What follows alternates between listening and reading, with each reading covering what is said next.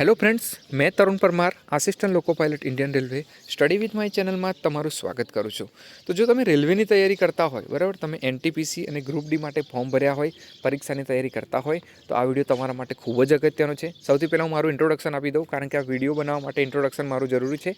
મેં લોકો પાયલટ, બરાબર, આસિસ્ટન્ટ લોકો પાયલટ 2018-19ની જે ભરતી હતી એમાં મારું સિલેક્શન થયું હતું અને મેં પરીક્ષા આપીને, બરાબર, 3 પરીક્ષા આપીને આમાં સિલેક્શન લીધું હતું। તો મને ખબર છે કે સિલેબસ પ્રમાણે કયા ટોપિકમાંથી, બરાબર, કેવું પૂછાય છે। આ વિડીયો બનાવવાનો મારો આશ્રય એ જ છે કે મેં 2-3 પ્રકાશનો એવા જોયા છે, કારણ કે તમે તૈયારી તો શામાંથી કરતા હશો? બુકમાંથી તૈયારી કરતા હશો અને એના માટે તમે ગુજરાતી બુક લેશો। તો ગુજરાતની જે બુક મળે છે અહીંયા, બરાબર, મોટા પ્રકાશન જે છે એમાં સિલેબસ પ્રમાણે આપ્યું નથી। એમાં શું આપી દીધું છે? ગુજરાતનો ઇતિહાસ આપી દીધું છે, 3 વિભાગ એક્સ્ટ્રા આપી દે છે, બરાબર, ગુજરાતનો ઇતિહાસ, ગુજરાતની ભૂગોળ।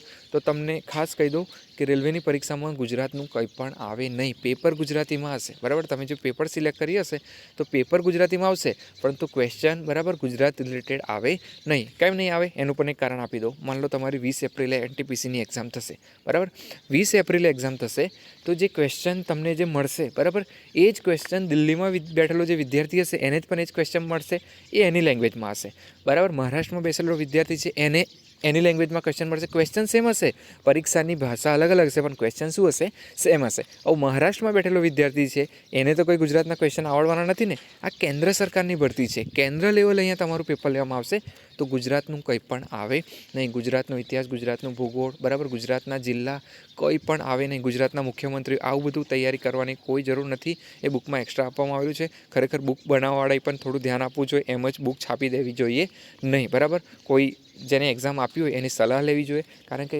વિદ્યાર્થી માટે ટાઈમ કેટલો ઇમ્પોર્ટન્ટ છે અને આવા ટોપિકમાં તમે જો ટાઈમ બગાડી દેશો, બરાબર, અને ખોટું પ્રેશર લેશો તો પરીક્ષામાં તમને શું થશે?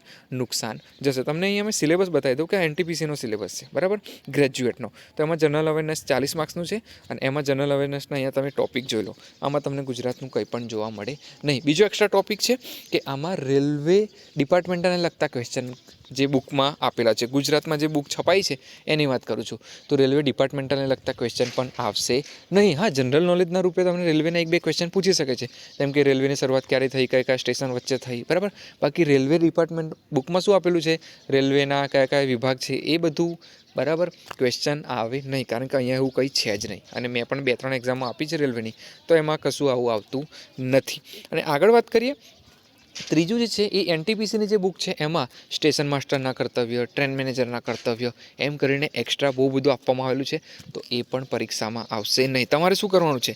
તમારે ખાલી આ સિલેબસ પકડવાનો છે।